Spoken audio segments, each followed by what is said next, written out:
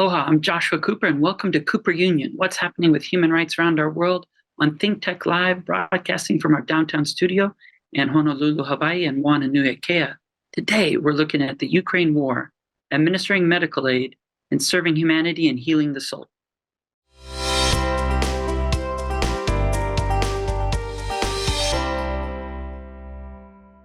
Aloha, it's great to be here, and I want to welcome Michael Baker. Thank you so much for joining us and taking time out of your schedule to share with us some of the important work that you've been doing.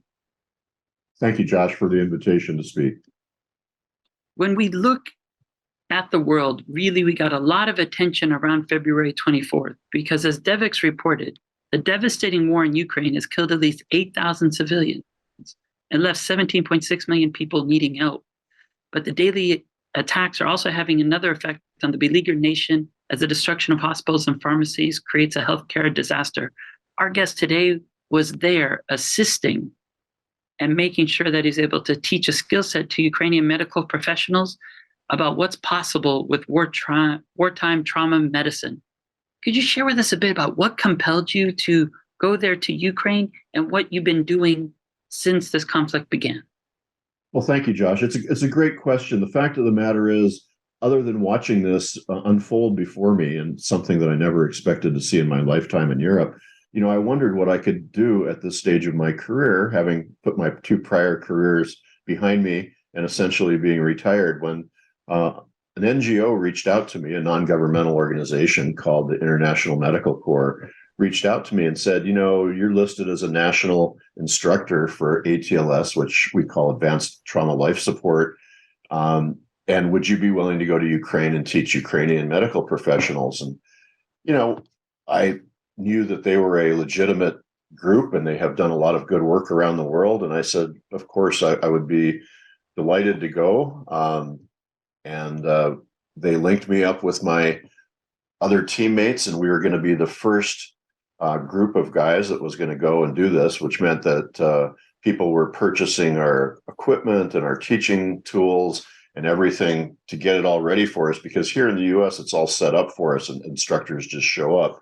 And there we had to kind of do it from with all the basic building blocks from a cold start, because it's a country where it hadn't formally been taught before. So, I met my team. We got lists of supplies. We got all the things that we needed to run the course. And I felt like, this is something where I could make a contribution, which was, appropriate for where I am in my professional career, and also what I would consider kind of, age appropriate, in the sense that I'm not going to go to the battlefield and pick up a rifle and defend Ukraine. That's not me. This was a humanitarian ask. Can you go there and teach people how to save lives? And, that resonated very much with me, and I was very happy to say yes.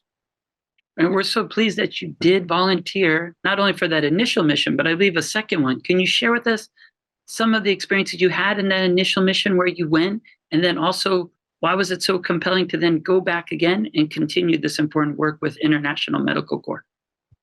So, initially, I really didn't know what to anticipate going into the war zone. But as you've seen in the news lately, getting to Kyiv can be tricky. So that was our first deployment, was to Kyiv, which means flying to Warsaw, then taking a commuter plane to a small town sort of near the border, then driving to the border in a van. And then our group actually walked across, and we met a van on the other side. And the reason is there were the lines at the border of trucks and cars crossing is miles and miles long, and they didn't want us to sit there for hours and hours. So we then took an 8-hour van ride from the border to Kyiv, and when we got to Kyiv and got all our stuff unloaded, we married up with our equipment and got everything set up and ready to go. Second time I went was a different location. My ultimate destination was Odessa on the Black Sea, which was, got a lot of history. It's a really interesting place. But to get there, I flew to Bucharest, Romania, and then took a commuter flight to Chisinau, Moldova, two places I never thought I would probably ever be visiting. And then we took our van to the border and repeated it. It wasn't quite as long a drive, but very different. Odessa is sort of a beachside resort town, so it has a lot of stuff, restaurants and nightlife. And in both cities, Kyiv and Odessa, life was going on. The only difference was, there's checkpoints and there's armed guards and there's blown up Russian equipment that's on display. And when you get there, you install an app on your phone that's an air raid warning, so that when there's incoming trouble, that you can note it's time to go to the bomb shelter. So we had this on our phone, and it was a very, high tech way of kind of keeping everybody alert and on top of what was going on and safe. And when you think about the previous roles you've served with John Muir Hospital Surgery Department and also a retired Rear Admiral from the Navy Reserves, any skill that came from that was applicable to then try to ease some of the pain and suffering of what people are facing there in Ukraine? Yeah, well, I wasn't doing direct medical care, but I was teaching people how to do what we teach in ATLS. And, it gives them a common language, and it gives them kind of an algorithm to follow so that they don't miss anything. And it gives them some experience doing life-saving skills that maybe they had never been taught in their training. And we, in fact, had a lot of non-surgeon students in our classes. So, for somebody who practices some other medicine, like, they're a kidney specialist or a cardiologist or, an allergist, we were teaching them how to do everything from putting on a tourniquet to doing a surgical airway to make sure somebody could breathe. So, for them, this was a huge increase in the skill sets that they might find that they would need. And in fact, many of them had told me, they were caught very unprepared by the start of the war. Nobody ever dreamed it would really happen. So, they hadn't been looking for these skills, and were very grateful to find them. And that actually leads me to another thing, which was that they were very focused. All the groups of students that we've had, and we've had quite a few, because each time we taught 2 ATLS courses, and in between we would teach another course, which I'll talk about in a minute, called Stop the Bleed. We had a lot of students, and they were just so grateful to have the knowledge. And they were also very good students. Quite a few spoke English. And, the ones who didn't, we had translators at our elbow every step of the way.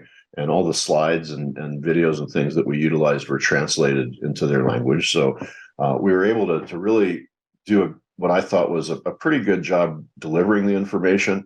And I have to say, they were not only extremely grateful, but very, very focused on coming away with tools that they could use in the face of this adversity. It's absolutely correct. I know there's nothing like applying what you know and seeing people take that knowledge immediately. And in your case, even more importantly, saving lives. And, as Ukraine war enters its second year, and there's more uncertainty, loss, death, and destruction, your brave acts as one medical doctor, remaining committed to those in need, no matter the conditions, is admirable. And we want you to share a little bit more about what it's like to train the doctors and other medical staff in advanced trauma life support. And I think you also then shared a system for quick response to traumatic injuries, such as those caused even by a Russian missile strike on apartment buildings, and specific examples like that. So, yeah, that gives us, a whole area of discussion that's very broad, because you have all these people who are going about their normal activities, and all of a sudden a war literally falls on their head. And, as I said, they were in many respects, not prepared in terms of, being able to do it. But I have to say, the Ukrainians are very patriotic. They're extremely educated. Their ability to pick up new information is very, very good. And, they really were very, very interested in everything that we could teach. So what I found was that they were working under tough circumstances. When I was there was still in Kyiv, there wasn't any problem with the electric grid or, other of the things that, infrastructure that keep you having a decent quality of life. And at that time, people were still going out to restaurants, and there was even a performance of the opera one night when I was there. And again, with the constant presence of your air raid app on your phone and the possibility you might be running for a shelter. But, people went about their lives as best they could. And at the same time, I'm told that perhaps as many as 1 million Ukrainian civilians signed up for their national defense force in the first few weeks of this event. And, although there's many people who had fled Ukraine because of the Russian invasion and the fact they were so close to Kyiv, when we were there, we were actually meeting people who had come back, and they, would find out, they would hear us speaking English, in a restaurant or some bookstore, and they'd come want to talk to us and understand what we were doing there. And, all we got was immense gratitude, because they would say that all they wanted to do was live their lives. All they wanted to do was be able to vote for their own leadership. All they wanted to do was be able to, trade freely, with other people in Europe and travel freely. So for them, this was a reversal of 30 years of steps towards democracy, and some of those steps were difficult. But, the Ukrainians have pushed forward towards democracy literally since the days of the dissolution of the Soviet Union. The Ukrainian people voted overwhelmingly for independence. They set up their own government. They actually had a couple of episodes when their government was so apparently corrupt that the leadership had to be changed. And that's how we got, Zelensky in as premier, when the last leader actually fled to Russia, because he was kind of acting as their pawn. But again, I found the people that we were teaching were knowledgeable and skillful and ready to, absorb all this knowledge in and put it to work if they have to, which actually brings me to spend a minute talking about the second course we taught, which was called Stop the Bleed, which is also like ATLS, sponsored by the American College of Surgeons, of which I'm a member, and I'm an instructor for that one as well. So in between our two ATLS courses on our break days in between, we would teach Stop the Bleed. And this was less for physicians and surgeons doing big traumas, but it was for school teachers and bus drivers and railroad workers and other people. Simply, when that missile hits your building and you have to go assist your neighbor, do you know how to put on a pressure dressing? Could you apply a tourniquet? Could you find something to splint a fracture? It's a pretty basic 4-hour course. And again, we taught it with interpreters at our elbow and with educational materials that were translated into the languages that they were asking for. And, everybody left with a kit that included a tourniquet and pressure dressings and some other things and some instructions.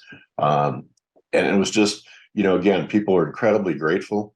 Our 2 tours that I did, and in between, there were some tours with some other groups. And there's ongoing groups going back, of which I may be one. We've gotten a little better at our teaching. Our slides are smoother in the language. Our skill stations are stocked with a little better examples. It's always interesting to do this hands-on stuff with a mannequin. When you do education of this kind of work, what you really want to do is you want to give people the textbook, then you want to do the didactic lecture, and then you want to do some kind of a hands-on thing. So we take them right to a skill station where they'll learn how to do the task that we were just lecturing about, in the hopes that it will become more automatic. And, I've gotten some feedback. Besides, just like I said, there was a tremendous amount of gratitude that this has been extremely helpful for people. And we teach these courses in the U.S. They're very valuable. We teach them to first responders. We teach them to medical personnel, and we teach them to military people. So I'm also an instructor for the military. I periodically go to a military base somewhere around the world, and with other of my colleagues, we teach ATLS and STB. So we're really doing in Ukraine what we do here for our own medical providers and our own military providers, to make them as capable of saving lives as possible.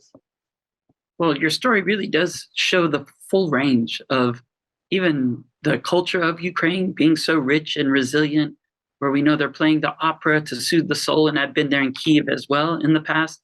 But then also that decisive moment to take the steps necessary to help one another, that sense of solidarity for one another, and how all of our lives are interconnected. And what's exciting about you going from retirement and also all the way over here in a pretty safe and secure space shows that everyone can step up. And the skill set that you're sharing then isn't just going to potentially help, but people are then responding to you, sharing what exactly has happened and how that has been. Because too many bombs are falling on civilians, and too many of the attacks are targeting innocents who are not at all on the battlefield. So the skill set you're sharing allows everyone to step up, even if they're not serving in the military, be able to help their fellow Ukrainians to be able to hopefully save a life and limbs as well. So, I felt it was a really, like I said, I was very pleased to have the opportunity because it was something I could do and it was within my skill set. I think it's important for everybody to be involved in this fight.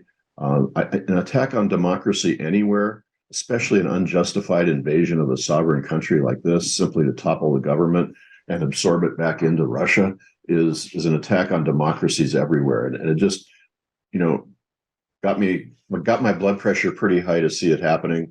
And I had to do something other than make a monetary donation. And I was very gratified to get this opportunity. I'm very happy to go back. But I really feel strongly, attack on democracy anywhere is attack on democracies everywhere. And if we don't stand up and help the Ukrainians triumph there in their own country under attack, that when that's over, if the Russians were to be victorious, they'd push on somebody else. They'd push on Moldova, they'd push on one of the Baltic states, and eventually they'd continue to cause trouble and mayhem here, which we know that they've done plenty of, particularly like during a prior election. So we need to push back, because I think democracies woke up because of this war. People realize there is a threat, that you have to have a military. Your military has to be funded and tuned up and ready to go, and you hope you never need it. That's the thing about preparing for disasters and threats and things like that, is you prepare, you're ready, you want to try and prevent it from happening, but if it happens, you want to be able to provide the best response.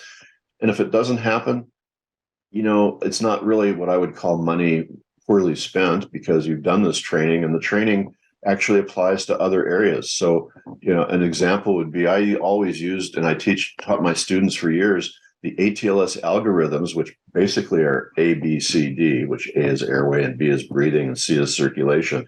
It applies to every crisis in the hospital. It doesn't matter if you're responding to a call of somebody falling or somebody having a heart attack, or you're getting a trauma patient in the emergency room. If you just do it the same way every time, these skill sets are applicable. So they're, expandable to everything that we do. And, I think it's very good. And you never know when trouble is going to strike, even in our own country. We seem to have a little too much problem with mass shootings and other kinds of crazy things, along with, the disasters we've seen recently with climate. People are going to need these skills. And so I'm hoping that, we can even push what we're doing in Ukraine more into the community here. I know the American College of Surgeons works with other groups to teach Stop the Bleed, to teach the ATLS to other providers. So it's very important. No, and you're really linking a whole bunch of points there with the climate crisis, with gun violence, but really even that larger body, the body politic, that for prevention, the most important aspect, like you were sharing and alluding to earlier with democracy versus autocracy, is that it's that culture of human rights, that everybody needs to know what their rights are, that they all need to be active citizens in their government. But also, since you're based near San Francisco, that beauty of the spirit of San Francisco from 1945, the UN Charter, that guaranteed first and foremost, everyone has the right to self-determination, so that there wouldn't be illegal invasions across borders, but also that everyone has rights no matter where they're born on Earth. And together we could stand up, because as you point out, but as is enshrined in the UN Charter, if the people's rights anywhere are violated, all of our rights are violated. And if we allow it to happen one place, it'll continue. And they knew in San Francisco that if a country is invaded, it's a matter of time till the peace and security of all countries are impacted. So it's having that sense of not waiting too late, but everybody being on alert to be able to volunteer and to make a difference, to make sure that if anyone is feeling pain, we can all do something to alleviate that, and also be able to set up institutions that are allowing for everyone to thrive in a global world.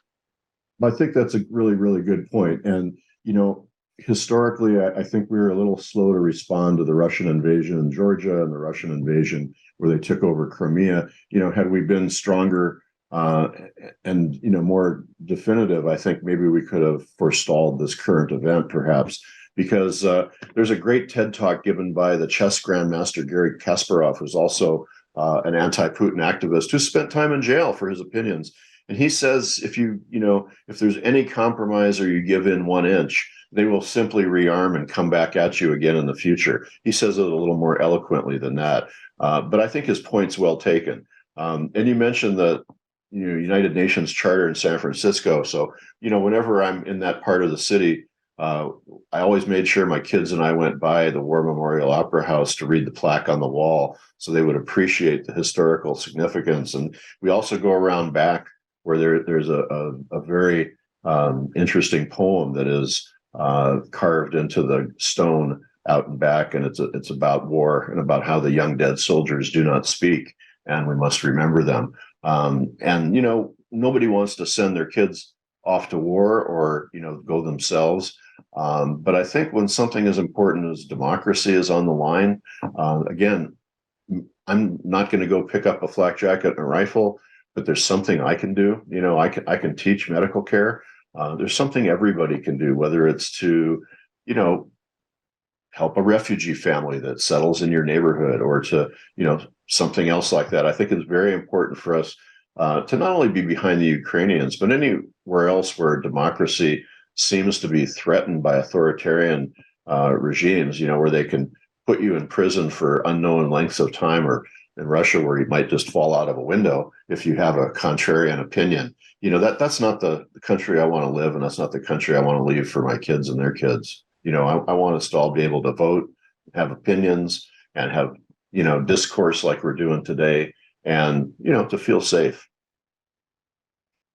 I think those lessons are so valuable, and definitely taking your children. I know both of those places in San Francisco. It's one of my favorite places to visit.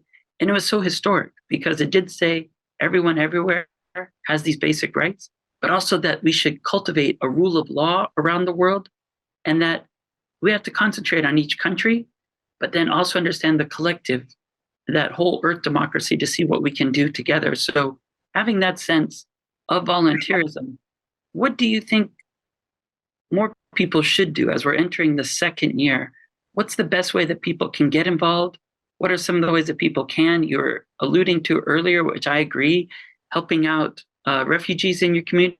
I was just in Vancouver, and almost every person you met in Vancouver was either from Ukraine or helping someone over the weekend. So it's great to see that sense of brotherhood and sisterhood, to see what we can accomplish together, and point out that even though it's been a year, the commitment's not unwavering, because these universal values are something that we need to dedicate our entire lives to, as you've been sharing.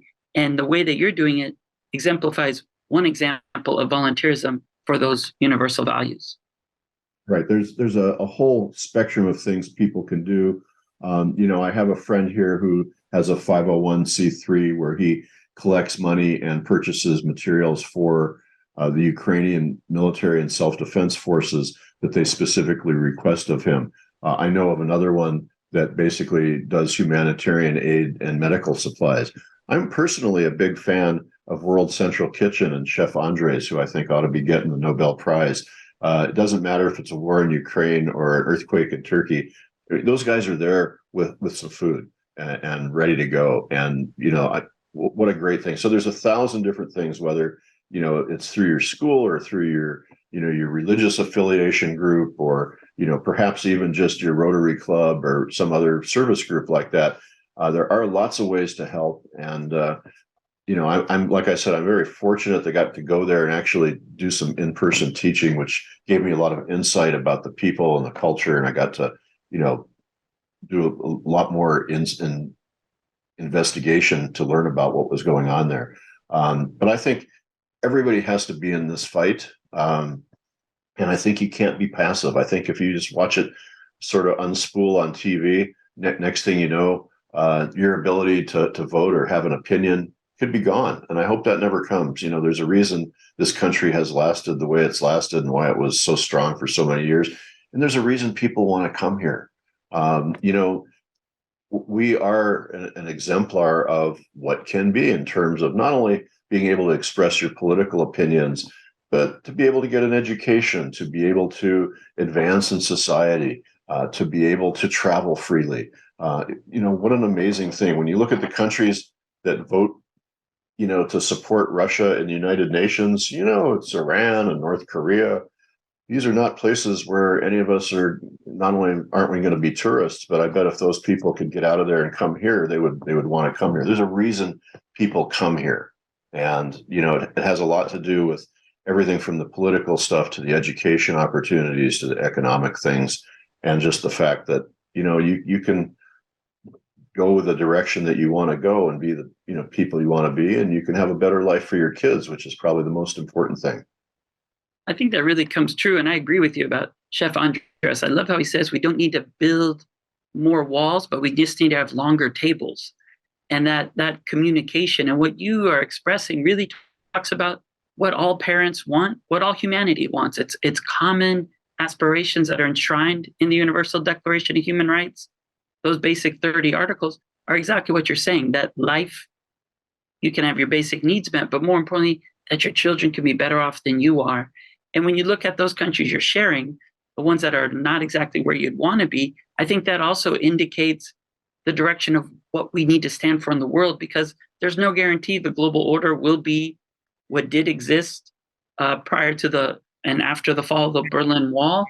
And we all have to take actions to see what's possible in our own community to promote democracy and rule of law, but then also create a culture of human rights around the planet where everyone agrees to selflessly serve and recognize the humanity in each one of us.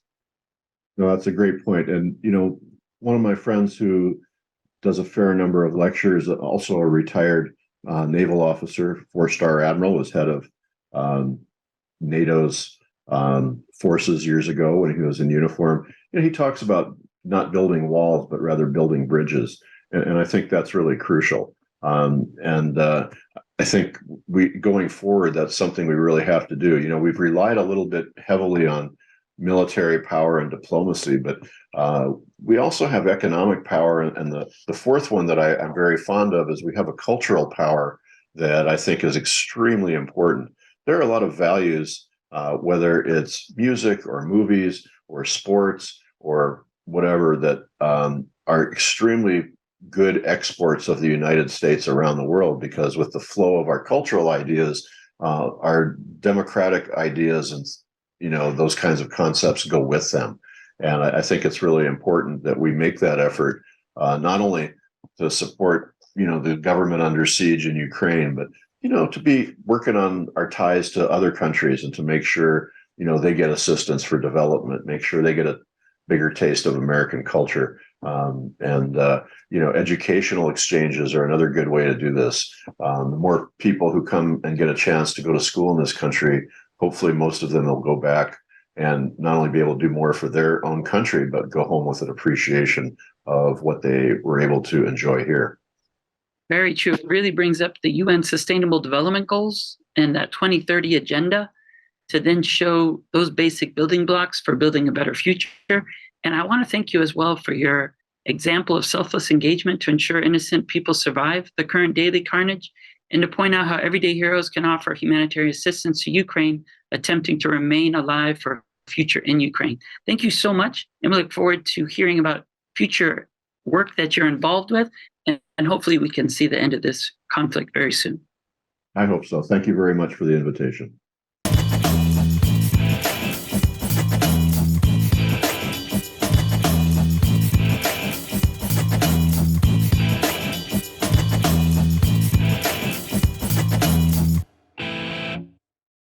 Thank you so much for watching ThinkTech Hawaii. If you like what we do, please like us and click the subscribe button on YouTube and the follow button on Vimeo. You can also follow us on Facebook, Instagram, and LinkedIn, and donate to us at thinktechhawaii.com. Mahalo.